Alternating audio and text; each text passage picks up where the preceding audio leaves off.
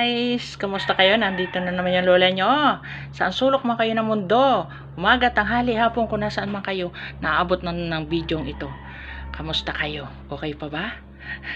Good luck sa ating lahat. Guys, gawa na naman natin ng video itong mga nagla-live na gustong ma-unlock yung 60k minute view. Ito yung mga dapat nyong iwasan. Ito yung dapat na wag nyong gagawin.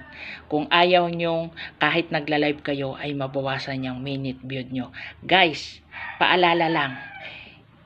Kung maputol ito, pakiclick dyan sa baba. Mapupunta kayo doon sa long form video. Napaka-importante ng video ito. Pakitapos hanggang dulo.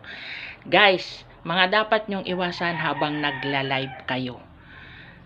Guys, nandito tayo para abutin yung gusto nyong maabot o gusto nyong maging isang digital creator or gusto nyong maabot yung journey nyo dito sa pagre-reels. Ito yung mga dapat nyong iwasan habang nagla-live kayo.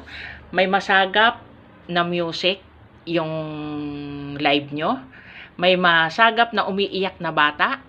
May masagap na ibang platform. TikTok man yan, YT or TV, radyo, iwasan natin yon. At iwasan natin na may batang mahagip dyan na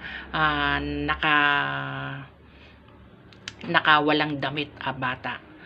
At ito yung pinaka-worst na wag nyong gagawin kung ayaw nyong hatiin ang pagbawas ng minute view nyo.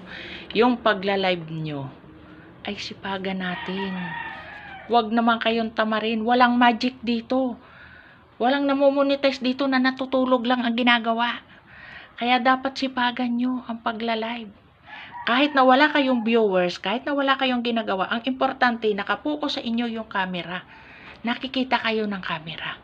Hindi yung ang pinatao nyo sa live nyo ay yung plastic, yung Christmas light, yung Christmas tree, yung TV na buhay, yung speaker na umiilaw. Iwasan po natin yun.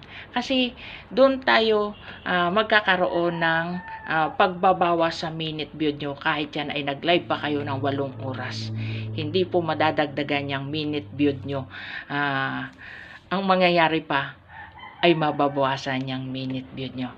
Guys, pakishare ng video ito para marami yung maging aware. Ang dami ko nakikita na nagla-live na ganyan yung ginagawa. Daanan mo yung live nila, magko-comment ka, walang sasagot, walang papansin sa inyo. Paano nga tayo papansinin kung ang naandoon ay yung plastic na lumilipad lang? Ang naandoon lang ay yung Christmas light. Sino ang magsasagot ng comment mo, di ba? Kuhanin natin, ilagay natin sa lugar. Ilagay natin sa tama yung mga mali nating ginagawa bago tayo maghangad ng kapalit na maganda. Wala pong magandang kapalit pagka ganito yung ginagawa natin. Sana maging aware kayo. Sana mas marami yung makaalam na mali itong ginagawa na pagla-live ng walang tao na hindi nakapokus sa kanila or hindi sila nakikita ng camera. Yun lang po.